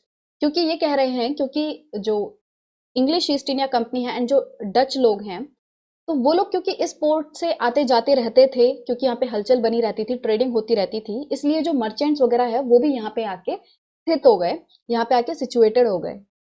क्योंकि जब ये जो दूसरी ईस्ट इंडिया कंपनीज वगैरह हैं, जब ये आएंगी सामान का खरीद बेच करेंगे, तो जो मर्चेंट्स हैं वो आसानी से इनके सामानों को खरीद सकते हैं, बेच सकते हैं। तो इस तरीके से जो कनेक्टिविटी है वो और बेटर हो जाती थी। तो इसलिए जो मर्चेंट्स वगैरह थे उन्होंने भी धीरे धीरे इस टाउन में, मछलीपट्टनम में रहना शुरू कर दिया, और ये एक पुअर फिशर टाउन से एक और भी ज्यादा अमीर, कह सकते हैं थोड़ा बेटर टाउन बन गया। The Qutub Shahi rulers of Golconda imposed royal monopolies on the sale of textiles, spices and other items. तो जो कुतुब शाही रूलर्स थे गोलकोंडा के, उन्होंने क्या किया, उन्होंने अलग अलग तरह चीजों पे, जैसे कि टेक्सटाइल हो गए, स्पाइसेस हो गया, तो इस तरह के आइटम्स पर रॉयल मोनोपोलीज लगा दी। मोनोपोलीज मतलब कि एक तरीके से सिर्फ हम ही ये काम कर सकते हैं और कोई नहीं करेगा। अब ऐसा क्यों किया, ताकि अगर ये लोग इन चीजों पे रॉयल मोनोपोलीज नहीं लगाते तो इन्हें जो दूसरी ईस्ट इंडिया कंपनीज वगैरह हैं उनसे बहुत ही स्टिफ कंपटीशन फेस करना पड़ता। So to prevent the trade passing completely into the hands of the various East India companies, ताकि इन सभी चीजों की जो ट्रेड है, टेक्सटाइल की, स्पाइसेस की, इन सभी चीजों की ट्रेड जो है वो कंप्लीटली ईस्ट इंडिया कंपनीज के हाथों में ना चली जाए, इसीलिए जो कुतुब शाही रूलर्स थे गोलकोंडा के, उन्होंने रॉयल मोनोपोलीज लगाई।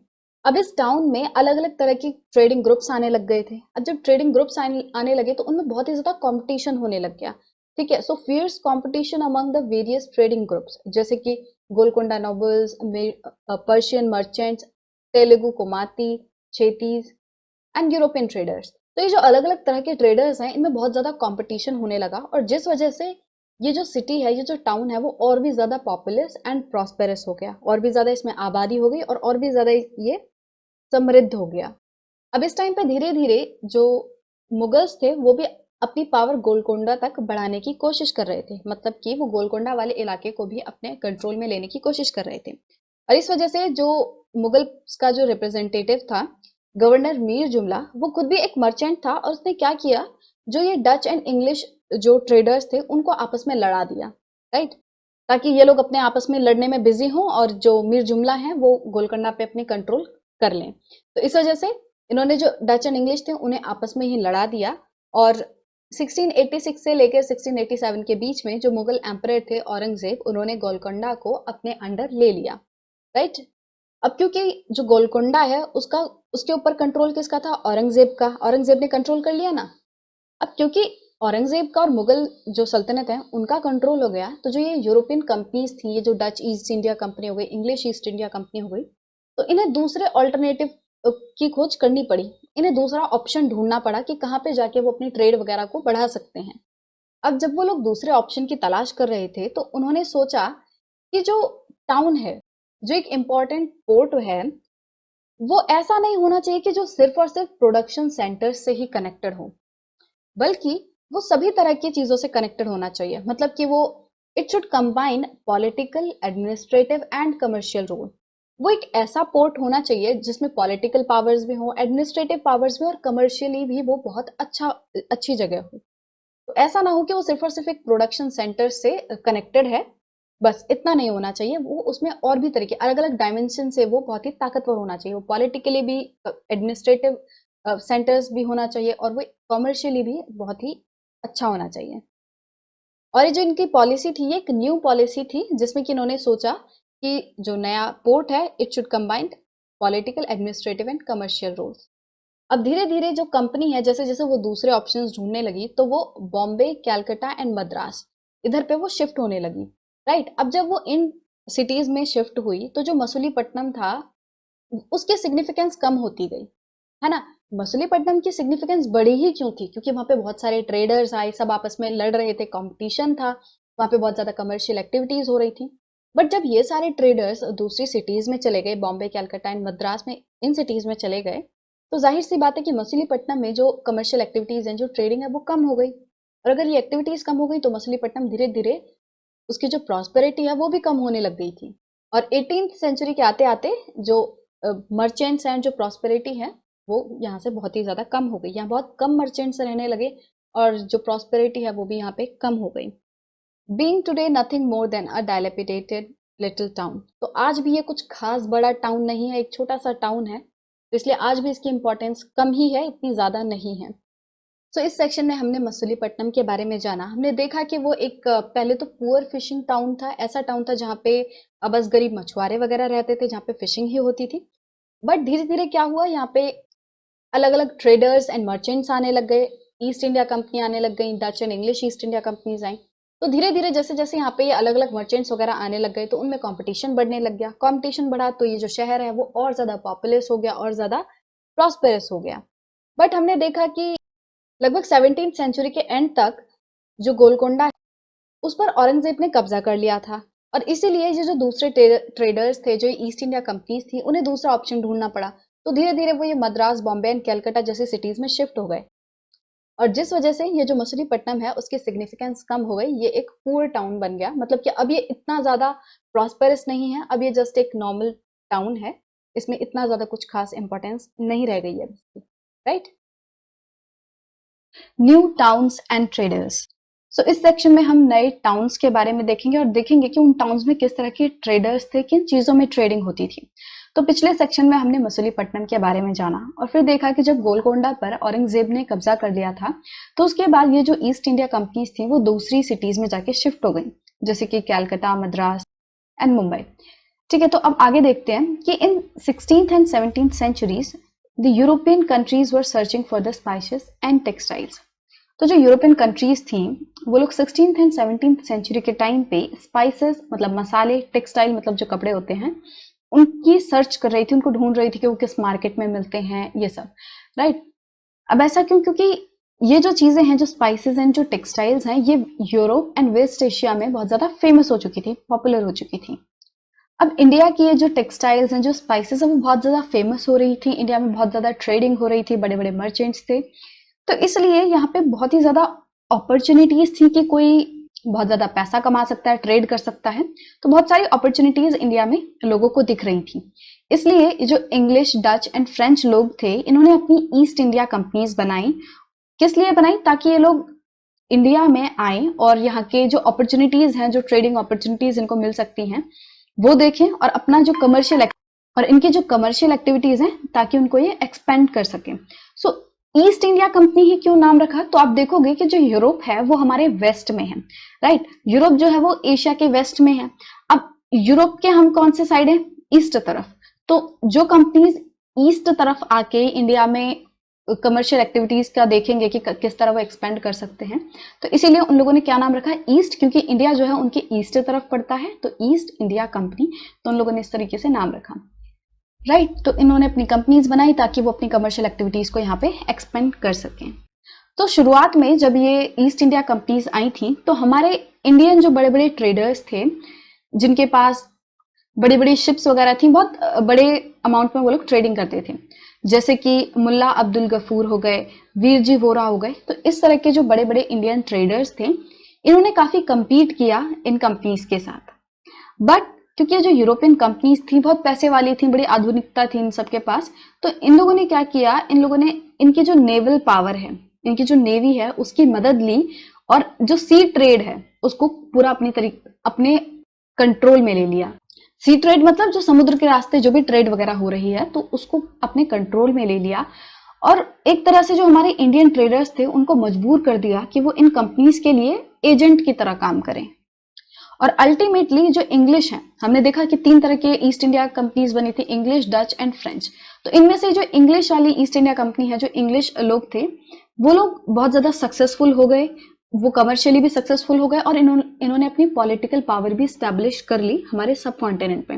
तो आप इस बुक के लास्ट वाले चैप्टर तक देखोगे कि किस तरह ये जो इंग्लिश ईस्ट इंडिया कंपनी थी उसने हमारे यहाँ पे पॉलिटिकली कब्जा किया, पॉलिटिकली कंट्रोल किया, right. The spurt in demand for goods like textile led to a great expansion of the crafts of spinning, weaving, bleaching, dyeing, etc. तो देखो, हमने देखा कि हमारे जैसे कि मसाले हो गए, टेक्सटाइल्स हो गए, तो ये बहुत ही ज्यादा अच्छी क्वालिटी के थे, बहुत ही ज्यादा फेमस हो रहे थे अलग अलग ये जगहों पर। यूरोप हो गया, वेस्ट एशिया हो गया, तो यहाँ पे बहुत ज्यादा फेमस हो रहे थे। फेमस हो रहे थे मतलब कि इनकी बहुत ज्यादा डिमांड हो रही थी। अब जब टेक्सटाइल की डिमांड होगी तो जो टेक्सटाइल से रिलेटेड क्राफ्ट्स हैं जैसे कि स्पिनिंग, वीविंग, ब्लीचिंग, डाइंग, ये सब जो काम है कि पहले तो सूत काटना, उसके बाद उस जो धागा होता है उससे कपड़ा बुनना, फिर कपड़े को ब्लीच करना, उसको डाइंग करना, उस पर कलर वगैरह करना, तो ये सभी तरह के जो क्राफ्ट्स हैं ये भी और ज्यादा एक्सपेंड होने लग गए, है ना। कि अब कपड़े की डिमांड आ रही है तो कपड़े कैसे बनेंगे, इन सभी एक्टिविटीज से बनेंगे, इन सभी क्राफ्ट से बनेंगे, और ज्यादा से ज्यादा डिमांड होगी तो ज्यादा से ज्यादा एक्टिविटीज ये लोग परफॉर्म करेंगे, ज्यादा से ज्यादा ये जो स्पिनिंग, वीविंग, डाइंग, ब्लीचिंग है ये सब लोग करने लगे। सो ज्यादा से ज्यादा लोग इन क्राफ्ट्स में जो कि टेक्सटाइल से रिलेटेड थे उन क्राफ्ट में एंगेज होने लग गए। So Indian textile designs became increasingly refined. तो इंडियन टेक्सटाइल जो डिजाइन था, मतलब कि इंडियन कपड़ों पे जिस तरह की कारीगरी करी जाती थी, जिस तरह के डिजाइन बनाए जाते थे, वो और भी ज्यादा रिफाइंड हो गए, और भी ज्यादा अच्छे हो गए। बट इस पीरियड में जो इंडिपेंडेंस थी क्राफ्ट पर्सन्स की, उसमें थोड़ा सा डिक्लाइन हुआ, उसमें थोड़ी सी कमी आई। मतलब कि क्राफ्ट पर्सन्स को जो आजादी मिली थी, जो वो एकदम आजादी से फ्रीली होकर जो काम करते थे, उसमें थोड़ी सी कमी आई। अब उन पे कुछ कुछ तरह की पाबंदियां लगने लगी थी। They now began to work on a system of advances. Now what is this system of advances? System of advances क्या है कि एक तरीके से जो क्राफ्ट पर्सन्स हैं वो पहले ही जो यूरोपियन एजेंट्स हैं उनसे प्रॉमिस कर देते थे कि हम आपको जो भी कपड़ा वगैरह बनाएंगे वो हम आपको ही बेचेंगे। और ये जो प्रॉमिस है वो अपनी मर्जी से भी नहीं करते थे। कई बार ये जो यूरोपियन एजेंट्स हैं उनको वो फोर्स करते थे कि ये जो कपड़ा है वो सिर्फ और सिर्फ तुम हमें ही बेचोगे। तो कुछ इस तरीके से कि कपड़ा बनने से पहले ही ये डिसाइड हो चुका है कि ये कपड़ा किसको बेचा जाएगा, ठीक है। सिस्टम ऑफ एडवांसेस उस पे काम करते थे, so that they had to weave cloth which was already promised to European agent. कि वो लोग कपड़ा बुनते थे जो, और उस कपड़े को पहले ही डिसाइड हो चुका है कि किसको बेचना है, किसको देना है, किनको, यूरोपियन एजेंट्स को। So weavers no longer had the liberty of selling their own cloth और वीविंग देयर ओन पैटर्न्स। अब जो हमारे वीवर्स थे, जो बुनकर थे, जो कपड़ा बुनते थे, अब उनके पास ये आजादी नहीं रह गई थी कि वो अपने खुद के बुने हुए कपड़े अपनी मर्जी से बेच सकें, क्योंकि उन्होंने तो पहले उन पे प्रॉमिस कर दिया है कि वो यूरोपियन एजेंट्स को ही बेचेंगे। यूरोपियन एजेंट्स ने उनसे कहा कि तुम्हें हमें ही बेचना है। तो इस तरीके से उन पे थोड़ी पाबंदी सी लग गई, रिस्ट्रिक्शन लग गई, और ना ही वो अपने मर्जी के पैटर्न्स बना सकते थे, क्योंकि ये जो यूरोपियन एजेंट्स होते थे, जो कंपनी के एजेंट्स होते थे, वो लोग उन्हें अपने बनाए हुए पैटर्न्स देते थे कि आप इनको कहते थे, व्यूअर्स को कहते थे कि तुम्हें सिर्फ और सिर्फ यही पैटर्न्स बनाने हैं। तो इस तरीके से ये लोग अपने मनपसंद पैटर्न्स भी नहीं बना पाते थे, जो यूरोपियन एजेंट्स ने कहा है सिर्फ वही इन्हें पैटर्न्स बनाने पड़ते थे। The 18th century saw the rise of Bombay, Calcutta and Madras. 18th century के टाइम में जो बॉम्बे, कैलकाटा एंड मद्रास ये जो सिटीज हैं, ये बहुत ज्यादा इनमें थोड़ी डेवलपमेंट होने लग गई, ये प्रॉस्पेरस होने लग गए, ठीक है। और आज भी ये सिटीज नोडल सिटीज हैं, इंपॉर्टेंट सिटीज हैं, है ना। अब इस टाइम पे क्राफ्ट्स एंड कॉमर्स जो थी उसमें भी बहुत ज्यादा चेंजेस आ चुके थे। क्यों? क्योंकि देखो, जो यूरोपियन कंपनीज थी उन्होंने नई सिटीज बना दी थी, मतलब कि उन्होंने इन नई सिटीज में भी नए टाउन्स बना दिए थे, ठीक है, जिन्हें ब्लैक टाउन्स ये लोग कहते थे। ब्लैक टाउन्स मतलब कि जैसे आपको नाम से ही समझ आ रहा हो कि ब्लैक, काले से रिलेटेड है, कि हमारे यहाँ के जो इंडियंस थे वो थोड़े कलर्ड थे, वो एकदम व्हाइट व्हाइट इन अंग्रेजों की तरह नहीं है, तो थोड़े कलर्ड हैं। तो इन्होंने क्या किया, जो भी इंडियंस थे, जो इंडियन क्राफ्टमैन्स थे, जो इंडियन मर्चेंट्स एंड आर्टिस्ट वगैरह थे, जो हमारे यहाँ के native traders and craft persons थे, उनको इन लोगों ने क्या कहा कि जबरदस्ती जो दूसरी जगह है, जो इन्होंने ब्लैक टाउन जो बनाए हैं, वहां पे इन लोगों ने इन्हें जाने के लिए कहा, कि मतलब सब लोगों को अपना घर बार छोड़ के इन ब्लैक टाउन्स में शिफ्ट कर दिया गया, कि जो भी इनके हमारे यहाँ के जो native traders and craft persons थे। और ये जो ब्लैक टाउन्स थे ये कोई बहुत ही बड़ी बड़ी अच्छी अच्छी सी जगह ही नहीं थी, ये ब्लैक टाउन्स बड़ी बेकार सी जगह थी। मतलब इन न्यू सिटीज का जो सबसे बेकार सा एरिया होता है ना, तो वहां पे इन लोगों ने ब्लैक टाउन्स बनाए थे, और जो अच्छी सी जगह बची थी बाकी, उसमें आके खुद रहने लग गए, right. The blacks or the native traders and the craft persons were confined here, while the white rulers occupied the superior residences of Fort Saint George in Madras and Fort Saint William in Calcutta. तो जो अच्छी अच्छी जगह थी, जो superior residences थे, जो अच्छी रहने की जगह थी, वहां पे ये लोग खुद आके रहने लग गए और हमारे लोगों को इन लोगों ने वो ब्लैक टाउन्स में भेज दिया, जो कि बड़ी बेकार सी जगह थी। Now let's take a look at elsewhere section, Vasco da Gama and Christopher Columbus. So 15th century के टाइम पे ये जो यूरोपियन सेलर्स थे, उन्होंने बड़ी ही कोशिश की, एक्सप्लोरेशन की, नए नए सी रूट्स की। वो लोग कोशिश कर रहे थे कि नए सी रूट्स ढूंढे जाएं और देखा जाए कि किस तरीके से आसानी से और जल्दी से जल्दी इंडियन सबकॉन्टिनेंट में पहुंचा जा सके। क्यों? ताकि वो लोग यहाँ से, हमारे यहाँ से स्पाइसेस ले सकें, मसाले ले सकें। So Vasco da Gama, a Portuguese sailor, sailed down the African coast, went round the Cape of Good Hope and crossed over to the Indian Ocean. So Vasco da Gama जो कि एक Portuguese seller थे, तो इन्होंने क्या किया, African coast में जो केप ऑफ गुड होप है उस तरफ से आए और इंडियन ओशियन के थ्रू वो हमारे इंडिया में आ गए। मतलब कि जैसे आप देखोगे अफ्रीकन जो कॉन्टिनेंट है वो कुछ इस तरीके से ना, तो इस तरफ कहीं केप ऑफ गुड होप है, राइट। तो इस तरफ से होकर ये इस तरफ हमारे इंडिया पे आए। सो इनकी जो फर्स्ट जर्नी थी, मतलब कि पहली बार जब ये इस रास्ते से आए तो इस first journey took more than a year, मतलब 1 साल से ज्यादा का टाइम इनको लग गया था। और इसके बाद ये कहाँ पे पहुंचे, कैलीकट इन 1498। तो मतलब 1498 में कैलीकट जो जगह है वहां पर ये पहुंचे। तो कैलीकट जो है वो केरला स्टेट में है हमारे, और इसको आज हम कोझिकोड के नाम से जानते हैं, राइट। तो उसके अगले ही साल ये लिस्बन चले गए, वापस लौट गए, और लिस्बन जो है वो पोर्टुगल की कैपिटल थी। सो ये इन्होंने जब जर्नी स्टार्ट की थी तो उस टाइम पे इनके पास 4 शिप्स थी, बट जर्नी के एंड तक सिर्फ और सिर्फ 2 शिप्स इनके पास रह गई। मतलब कि इनकी जो 2 शिप्स थी वो इनसे गुम हो गई, खराब हो गई, ठीक है। End of the 170 man at the start of the journey only 54 survived. मतलब कि जर्नी के शुरुआत में सिर्फ 170 लोग जो थे इनके साथ में थे, बट एंड तक सिर्फ और सिर्फ 54 ऐसे लोग थे जो कि इनके साथ जिंदा रह पाए। अब इतना सारा नुकसान इनको देखने मिला था, बट फिर भी ये जो रूट इन्होंने ढूंढा था वो इनके लिए काफी ज्यादा प्रॉफिटेबल साबित हुआ, और इनके बाद English, Dutch and French sellers भी इस रास्ते से आने लग गए। अब हमने देखा कि इस टाइम पे सभी लोग कोशिश कर रहे थे कि वो इंडिया तक कोई ना कोई सी रूट ढूंढ ले। So the search for sea routes to India had another unexpected fall out. तो एक अनएक्सपेक्टेड सा फॉल आउट हो गया, मतलब थोड़ा सा कुछ अलग ही घटित हो गया। On the assumption that the earth was round, Christopher Columbus, an Italian, decided to sail westward across the Atlantic Ocean to find out a route to India. तो जो क्रिस्टोफर कोलंबस थे, अब उन्होंने क्या एज्यूम किया, जो अर्थ है वो तो राउंड है, वैसे ऑलमोस्ट राउंड ही है, तो उन्होंने सोचा कि मैं किसी भी तरफ से चलूं, ईस्ट से चलूं, वेस्ट से चलूं, पहुंच तो मैंने वहीं जाना है क्योंकि अर्थ इज राउंड। तो उन्होंने ईस्ट तरफ आने के बजाय वो वेस्ट तरफ चले गए। मतलब कि आना तो उन्हें इस तरफ था पर वो चले इस तरफ गए। उन्होंने सोचा कि भाई मैं इसी तरफ पहुंच जाऊंगा, है ना, क्योंकि राउंड है। तो जब वो वेस्ट तरफ पहुंचे तो उन्हें क्या दिखा, मतलब कि वो पहुंच कहाँ गए, वेस्ट इंडीज पहुंच गए। और वेस्ट इंडीज का जो नाम है वो इसी कंफ्यूजन की वजह से पड़ा है कि वो वेस्ट वर्ड आए किसको ढूंढने, इंडिया को ढूंढने, तो कुछ उस तरीके से इनका नाम पड़ा वेस्ट इंडीज, राइट। और ये कब की बात है, 1492 की बात है। और इनके बाद स्पेन एंड पोर्टुगल से बहुत सारे लोग आए, कॉन्क्यूरर्स आए, और इन्होंने सेंट्रल एंड साउथ अमेरिका का बहुत ज्यादा जो पार्ट है, लार्ज जो पार्ट्स हैं, उन्हें ऑक्यूपाई कर लिया, उन्हें अपने कब्जे में ले लिया। और जो इनकी अर्लियर सेटलमेंट थी इस एरिया में, सेंट्रल एंड साउथ अमेरिका में जो अर्लियर सेटलमेंट थी, उनको इन लोगों ने, जो स्पेन एंड पोर्टुगल से जो लोग आए थे, उन्होंने डिस्ट्रॉय कर दिया, मतलब खराब सा कर दिया, तहस नहस कर दिया। सो हमने इसमें देखा एल्सवेयर वाले सेक्शन में कि किस तरह जो वास्को डी गामा थे उन्होंने एक रूट फाइंड किया इंडियन सब कॉन्टिनेंट तक पहुंचने के लिए, और किस तरह जो क्रिस्टोफर कोलंबस थे उन्होंने एक गलती सी कर दी कि वो वेस्टवर्ड चले गए इंडिया को ढूंढने के लिए, और जिस वजह से वो वेस्ट इंडीज में पहुंच गए, और इसी वजह से, इसी कंफ्यूजन की वजह से वेस्ट इंडीज का नाम वेस्ट इंडीज पड़ा, राइट।